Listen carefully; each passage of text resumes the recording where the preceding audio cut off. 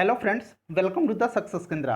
दोस्तों, आज की इस वीडियो में हम लोग बिहार दरोगा पीटी एग्जाम 2020 के लिए करंट अफेयर्स का टेस्ट नंबर 22 को डिस्कस करेंगे। दोस्तों, इससे पहले हमने टेस्ट नंबर 1 से लेकर के 21 तक को कवर कर लिया था। तो जिन साथियों ने टेस्ट नंबर 1 से लेकर के 21 तक वाली वीडियोज़ को नहीं देखे हैं वो देख लेंगे। इन सारे वीडियोज़ का लिंक मैंने इस वीडियो के डिस्क्रिप्शन में दे दिया है।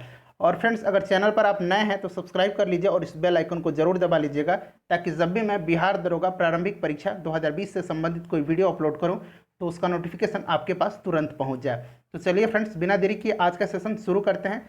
वीडियो पसंद आएगी तो वीडियो को लाइक और शेयर जरूर कर दीजिएगा। पहला प्रश्न है, इंपॉर्टेंट क्वेश्चन है। प्रश्न है कि 15 सितंबर 2020 को लोकसभा में सांसदों के वेतन में कटौती का बिल पारित किया गया। इसके तहत 1 वर्ष तक उनके वेतन में से कितने प्रतिशत की कटौती की जाएगी। तो आपको ये समय भी ध्यान रखना है, कितने समय तक के, 1 वर्ष के लिए। ठीक है फ्रेंड्स, 1 वर्ष के लिए यह बिल पारित किया गया है। और इस बिल के माध्यम से जो है संसद सदस्यों के वेतन भत्ता पेंशन अधिनियम 1954 में जो है संशोधन किया गया है। और न केवल सांसद बल्कि राष्ट्रपति और उपराष्ट्रपति की सैलरी में से भी 30% की कटौती की जाएगी। सही आंसर ऑप्शन सी, याद रखिएगा। और सांसदों की इस सैलरी का इस्तेमाल जो है कोरोना वायरस से लड़ने के लिए किया जाएगा। चलिए अगला क्वेश्चन देखिएगा, सब कुछ मैं आपको डिटेल में बताऊंगा। दूसरा प्रश्न है कि राफेल लड़ाकू विमान उड़ाने वाली भारत की पहली महिला फाइटर पायलट कौन बनी है। इंपॉर्टेंट क्वेश्चन है। तो राफेल विमान उड़ाने वाली पहली महिला फाइटर पायलट बन गई हैं शिवांगी सिंह। इंपॉर्टेंट है, ये उत्तर प्रदेश के वाराणसी की रहने वाली हैं, याद रखिएगा। आप देख रहे हैं ऑप्शन डी में शिवांगी स्वरूप। तो ये नौसेना की पहली महिला पायलट हैं और ये बिहार मुजफ्फरपुर की हैं। अगर बात करें अवनी चतुर्वेदी की, तो यह पहली लड़ाकू महिला पायलट हैं। ठीक है, ये कहाँ की हैं, मध्य प्रदेश की हैं। और कंचन भट्टाचार्य की बात करें तो यह पहली महिला पुलिस महानिदेशक हैं। ठीक है, पहली महिला पुलिस महानिदेशक हैं कंचन भट्टाचार्य। चलिए अगला क्वेश्चन देखिएगा। और फ्रेंड्स ध्यान रखिएगा, भारत ने फ्रांस के साथ कितने राफेल के डील पर अनुबंध किया है। तो 36। कितने राफेल इंडिया आ चुके हैं, तो 5 राफेल विमान जो हैं भारत आ चुके हैं। चलिए अगला क्वेश्चन देखिएगा कि दक्षिण भारत की पहली किसान रेल किन 2 स्थानों के बीच चलाई गई है। तो अगर बात करें कि भारत की पहली किसान रेल सेवा जो है ये किन 2 स्थानों के बीच चलाई गई, तो याद रखिएगा ये चलाई गई हैं महाराष्ट्र के देवलाली से बिहार के दानापुर तक। प्रश्न में आपसे पूछा जा रहा है कि दक्षिण भारत की पहली रेल सेवा ये चलाई गई है आंध्र प्रदेश से दिल्ली के बीच में। आंध्र प्रदेश के अनंतपुर से दिल्ली के आज़ादपुर मंडी तक चलाई गई है। चलिए अगला क्वेश्चन देखिएगा कि किस राज्य की सरकार ने कोविड-19 को लेकर के प्रोजेक्ट प्लेटिना की शुरुआत की है। मोस्ट इंपॉर्टेंट क्वेश्चन है। तो इसकी शुरुआत किया है महाराष्ट्र की सरकार ने।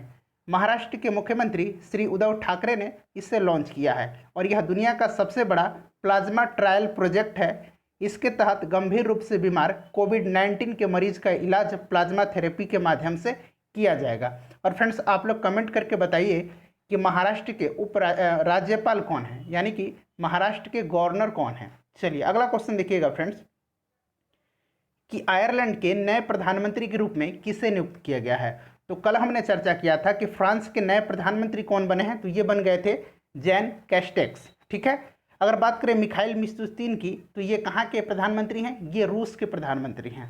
और आयरलैंड के नए प्रधानमंत्री बने हैं माइकल मार्टिन। अगर बात करें आयरलैंड की, तो आयरलैंड की राजधानी कहाँ है, आयरलैंड की राजधानी जो है डबलिन है, आपको ध्यान रखना है। चलिए फ्रेंड्स अगला क्वेश्चन है कि किस भारतीय अर्थशास्त्री को जर्मन बुक का प्रतिष्ठित शांति पुरस्कार प्रदान किया जाएगा।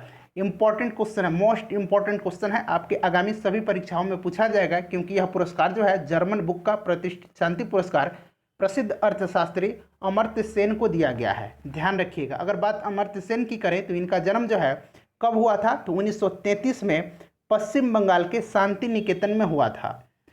1998 में इन्हें अर्थशास्त्र के क्षेत्र में नोबेल प्राइज दिया गया था और 1999 में इन्हें भारत रत्न दिया गया था। भारत रत्न से इन्हें सम्मानित किया गया था। और इन्हें यह पुरस्कार जो है जर्मन बुक का प्रतिष्ठित शांति पुरस्कार सामाजिक न्याय के सवाल पर उनके कई दशक लंबे काम के लिए दिया जा रहा है। चलिए फ्रेंड्स अगला क्वेश्चन देखेंगे कि 36वां आसियान शिखर सम्मेलन 2020 का आयोजन कहाँ किया जाएगा, कहाँ किया गया है। तो ध्यान रखिएगा, ये जो आसियान शिखर सम्मेलन है ये 1 वर्ष में 2 बार होता है। और हर साल जो है इसकी मेज़बानी एक ही देश को सौंपी जाती है। जो दोनों आयोजन होते हैं एक ही देश में होते हैं। ठीक है, कहने का मतलब है कि पहला जिस देश में होगा साल का, दूसरा भी उसी देश में होगा। और इसका आयोजन जो हुआ है ये वियतनाम की राजधानी हनोई में किया गया। वर्चुअल इसका आयोजन किया गया। कोरोना के चलते इसका आयोजन जो है वीडियो कॉन्फ्रेंसिंग के माध्यम से किया गया। अगर बात करें वियतनाम की, तो राजधानी आपको पता चल गया कि हनोई यहाँ की राजधानी है। यहाँ की मुद्रा क्या है फ्रेंड्स? यहाँ की मुद्रा जो है डोंग है। अगर बात करें आसियान की, यहाँ मैं लिखता हूँ आसियान का फुल फॉर्म क्या होता है, ये एग्जाम में डायरेक्टली पूछा जाता है, तो आपको ध्यान रखना है। इसका फुल फॉर्म होता है association of south east Asian Nations. ठीक है, टोटल कितने सदस्य देश हैं? 10 सदस्य देश हैं। भारत इसका सदस्य देश नहीं है। और इस वर्ष का थीम क्या था? तो इसका थीम था कोहेसिव एंड रेस्पॉन्सिव आसियान। ठीक है, कोहेसिव एंड रेस्पॉन्सिव आसियान। चलिए अगला क्वेश्चन देखिएगा फ्रेंड्स, क्वेश्चन नंबर 8 कि हाल ही में किस अंतरिक्ष एजेंसी के मुख्यालय का नाम मैरी जैक्सन के नाम पर रखने का निर्णय लिया गया है? इंपॉर्टेंट क्वेश्चन है। तो देखिए मैरी डब्ल्यू जैक्सन, इनके नाम पर जो है नासा का जो मुख्यालय है, नासा का मुख्यालय है कहाँ? तो वाशिंगटन डीसी में है। ठीक है फ्रेंड्स, उसी का जो नाम है इनके नाम पे रखा जाएगा, मैरी डब्ल्यू जैक्सन के नाम पर। अगर बात करें मैरी डब्ल्यू जैक्सन, तो ये हैं कौन? तो ये नासा की जो है पहली अफ्रीकी महिला इंजीनियर हैं। ठीक है फ्रेंड्स, नासा का फुल फॉर्म क्या होता है?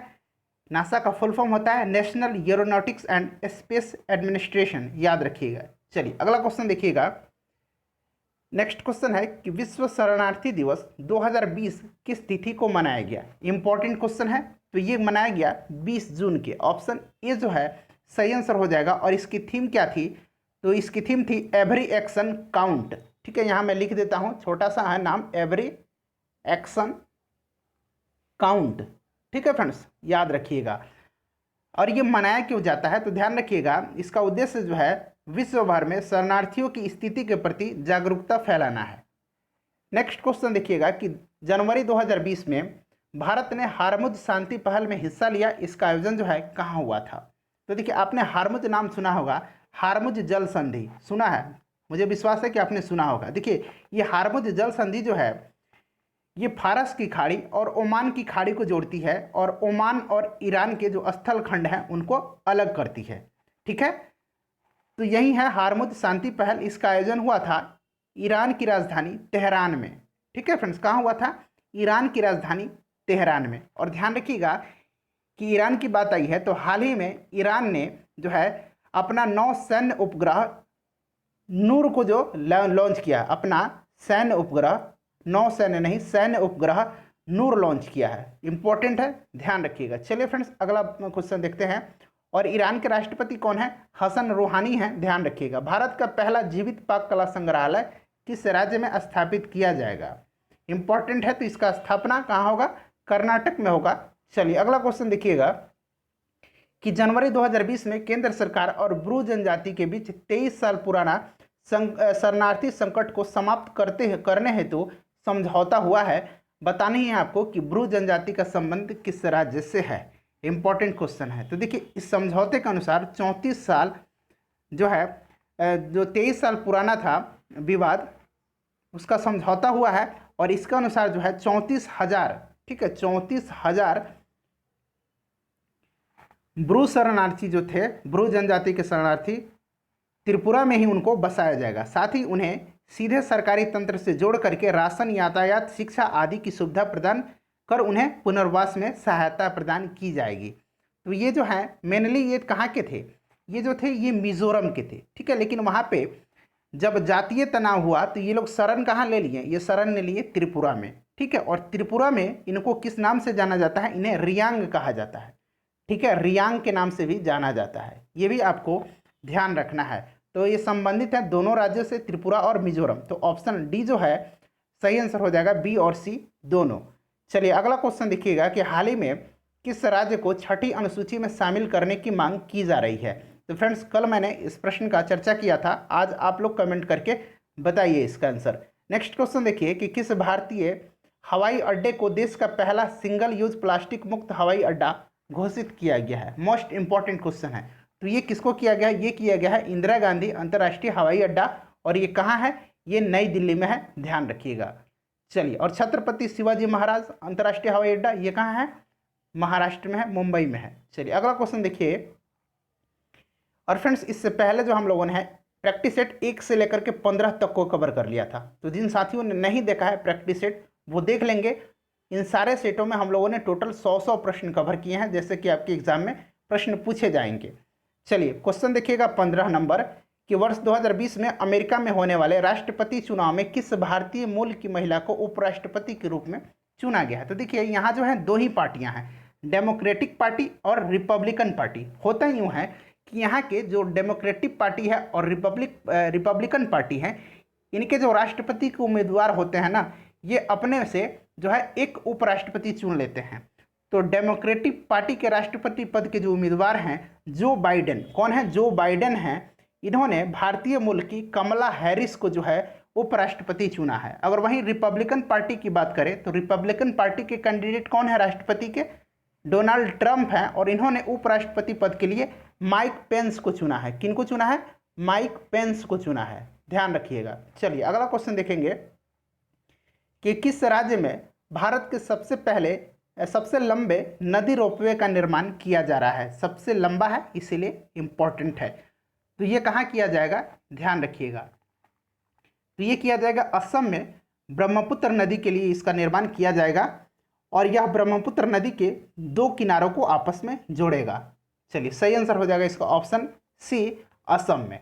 नेक्स्ट क्वेश्चन देखिए कि किस राज्य सरकार के द्वारा महिलाओं को जरूरत की वस्तुएं खरीदने के लिए अरुणोदय योजना जो है शुरू की गई है? किस राज्य सरकार के द्वारा? तो देखिए इसका जो शुभारंभ होगा वो 2 अक्टूबर के दिन से शुरू हो जाएगा। 2 अक्टूबर 2020 से अरुणोदय योजना का शुरुआत जो है किस राज्य सरकार के द्वारा किया जा रहा है? असम सरकार के द्वारा किया जा रहा है। इंपॉर्टेंट है। और देखिए इसके तहत जो है महिलाओं को आर्थिक रूप से सशक्त बनाने का काम किया जाएगा, और प्रत्येक माह महिलाओं को 830 रुपये जो है सरकार प्रदान करेगी, याद रखिएगा। चलिए अगला क्वेश्चन देखिएगा। और असम के मुख्यमंत्री कौन है? सर्बानंद सोनोवाल हैं। पुस्तक नेशनल सिक्योरिटी चैलेंजेस किनके द्वारा लिखी गई है? नेशनल सिक्योरिटी चैलेंजेस किसके द्वारा लिखी गई है? ये पुस्तक लिखी गई है थल सेना अध्यक्ष मनोज मुकुंद नरवणे यानी कि MM नरवणे के द्वारा, याद रखिएगा। अगर बात करें कि वर्तमान में वायुसेना अध्यक्ष कौन है, तो ये हैं air chief marshal RKS Bhadauria. और अगर बात करें कि नौसेना अध्यक्ष कौन है, तो ये हैं वाइस एडमिरल, नाम बताइए आप लोग कौन है? चलिए आप लोग कमेंट करके बता दीजिएगा। अगला क्वेश्चन देखिएगा। नेक्स्ट क्वेश्चन है फ्रेंड्स कि हाल ही में चर्चा में रहे बोंडा जनजाति, ध्यान रखिएगा, बोंडा जनजाति का संबंध किस राज्य से है? इंपॉर्टेंट है। तो ये कहाँ किससे संबंधित है? बोंडा जनजाति इंपॉर्टेंट है, बताइएगा। ये है उड़ीसा से, ऑप्शन ए इसका करेक्ट आंसर हो जाएगा। चलिए अगला क्वेश्चन देखिएगा फ्रेंड्स। कलसा बंदूरी बांध परियोजना किन 2 राज्यों के मध्य विवाद का विषय है? तो इंपॉर्टेंट क्वेश्चन है, सही आंसर इसका हो जाएगा कर्नाटक और गोवा के बीच का। तो देखिए ऑप्शन में यहाँ पे आपको कर्नाटक बना लीजिए, कर्नाटक और गोवा के बीच का यह विवाद है। सही आंसर इसका ऑप्शन सी हो जाएगा, केरल हटा दीजिए, गोवा और कर्नाटक हो जाएगा। चलिए नेक्स्ट क्वेश्चन है कि हाल ही में ट्राई के नए अध्यक्ष कौन बने हैं? TRAI, देखिए TRAI का फुल फॉर्म क्या होता है? Telecom regulatory authority of India, और इसकी स्थापना जो हुई थी 1997 में हुई थी। और इसके नए अध्यक्ष जो बने हैं ये बने हैं डॉक्टर PD वाघेला, और ये जो है किनका स्थान लेंगे? राम सेवक का स्थान ये ग्रहण करेंगे, ध्यान रखिएगा। चलिए अगला क्वेश्चन देखिएगा कि हाल ही में अनवरा तैमूर का निधन हो गया, वह किस राज्य की पहली और एकमात्र महिला मुख्यमंत्री थी? मोस्ट इंपॉर्टेंट क्वेश्चन है। तो देखिए सैयदा अनवरा तैमूर, इनका नाम है पूरा सैयदा अनवरा तैमूर। ये जो है 16 दिसंबर 1980 से लेकर के 30 जून 1981 तक असम की मुख्यमंत्री रही थी, और साथ ही साथ ये स्वतंत्र भारत की प्रथम मुस्लिम महिला मुख्यमंत्री भी हैं, ध्यान रखिएगा। इस तरह से भी प्रश्न आपसे पूछा जाएगा। नेक्स्ट क्वेश्चन देखिए कि हाल ही में केंद्रीय मंत्री हरसिमरत कौर ने अपने पद से इस्तीफा दे दिया है, वे किस विभाग की मंत्री थी? तो हरसिमरत कौर जो थी ये थी खाद्य प्रसंस्करण उद्योग मंत्रालय। अब इस मंत्रालय का अतिरिक्त प्रभार जो है ये दिया गया है किनको? ग्रामीण विकास मंत्री, कृषि और किसान कल्याण एवं पंचायती राज मंत्री नरेंद्र सिंह तोमर को दिया गया है। ठीक है, तो अगर बात करें कपड़ा मंत्रालय का प्रभार किसके पास है, तो इसका प्रभार जो है बाल विकास मंत्री किनके पास है, स्मृति ईरानी के पास है। ठीक है, महिला एवं बाल विकास मंत्री स्मृति ईरानी के पास कपड़ा मंत्रालय का अतिरिक्त प्रभार है। चलिए अगला क्वेश्चन देखिएगा कि उत्तर प्रदेश सरकार के द्वारा किस शहर में फिल्म सिटी बनाने का ऐलान किया गया है। यहाँ ऐलान बना लीजिएगा, ऐलान किया गया है, तो ये किया गया है ग्रेटर नोएडा में, ग्रेटर नोएडा में किया गया है और इसका निर्माण जो है यमुना एक्सप्रेसवे के किनारे किया जाएगा। चलिए अगला क्वेश्चन देखिएगा कि नासा किस वर्ष तक चंद्रमा पर पहली महिला एस्ट्रोनॉट को उतारने की योजना बनाया है। अगर बात करें कि चंद्रमा पर सबसे पहले किसने कदम रखा था, तो ये रखे थे नील आर्मस्ट्रॉन्ग और इन्होंने 1969 में चांद पर ये गए थे। ध्यान रखिएगा, अब पहली महिला जाएंगी, इनकी योजना बनाई जा रही है अमेरिका के नासा के द्वारा ये 2024 तक। नेक्स्ट क्वेश्चन देखिएगा कि हाल ही में भारतीय नौसेना और किस देश के बीच नौसेना अभ्यास जाइमेक्स का जो है आयोजन किया गया है। तो देखिए नाम में ही छुपा हुआ है JIMEX, Japan India maritime exercise. ठीक है फ्रेंड्स, तो किस देश का है, जापान के बीच में, भारत और जापान के बीच में, और इसका जो है आयोजन कहाँ हुआ है, अरब सागर में हुआ है। ध्यान रखिएगा। चलिए अगला क्वेश्चन देखिएगा कि हाल ही में लोकसभा के नए सचिव कौन नियुक्त हुए हैं। इंपॉर्टेंट क्वेश्चन है, तो ये कौन बने हैं, ये बने हैं उत्पल कुमार सिंह। इंपॉर्टेंट है, उत्पल कुमार सिंह। अगर बात करें इनके बारे में तो ओम बिरला ने जो है इनकी नियुक्ति की है और ये जो हैं कहाँ थे, कहाँ के, तो उत्तराखंड राज्य के मुख्य सचिव के पद पर थे। चलिए अगला क्वेश्चन देखिएगा और ध्यान रखिएगा अभी वर्तमान में 17वीं लोकसभा चल रहा है और इसके अध्यक्ष कौन है, लोकसभा के 17वीं लोकसभा के अध्यक्ष ओम बिरला हैं, याद रखिएगा। चलिए अगला क्वेश्चन देखिएगा कि पुस्तक ऑन पॉइंट नरेंद्र मोदी के लेखक कौन है, जिसका विमोचन हाल ही में बिहार के उप मुख्यमंत्री सुशील मोदी ने किया है। इंपॉर्टेंट क्वेश्चन है, तो बताइएगा ये कौन है इसके लेखक। ये इसके लेखक हैं सुल्तान अलीमुद्दीन। ऑप्शन डी जो है सही आंसर हो जाएगा। इंपॉर्टेंट है, आपको ध्यान रखना है। चलिए अगला क्वेश्चन देखिएगा कि हाल ही में पूर्व केंद्रीय मंत्री रघुवंश सिंह का निधन हो गया। वे किस लोकसभा क्षेत्र से 5 बार सांसद चुने गए थे। ये देखिए पूर्व केंद्रीय मंत्री थे और कौन से मंत्री थे, तो ग्रामीण विकास मंत्री थे यूपीए फर्स्ट के टाइम में। ठीक है, और इन्हीं के समय ये जब ग्रामीण विकास मंत्री थे तो इन्हीं के समय जो है मनरेगा आया था 2006 में। ये बहुत बड़ी उपलब्धि थी और बहुत ही अच्छे नेता थे ये। तो ये कहाँ से जीते थे, वैशाली से। ऑप्शन ए करेक्ट आंसर हो जाएगा। नेक्स्ट क्वेश्चन देखिएगा कि भारत योजना के तहत बनने वाला बिहार का भारतमाला प्रोजेक्ट जो है प्रोजेक्ट, उसके तहत बनने वाला बिहार का पहला एक्सप्रेसवे निम्न में से कौन सा होगा। तो भारतमाला योजना के तहत बनने वाला बिहार का पहला एक्सप्रेसवे जो होगा वो होगा औरंगाबाद जयनगर। ध्यान रखिएगा। चलिए फ्रेंड्स अगला क्वेश्चन देखिएगा कि नीति आयोग द्वारा जारी स्कूल एजुकेशन क्वालिटी इंडेक्स 2019 में बिहार राज्य का कौन सा स्थान प्राप्त हुआ है।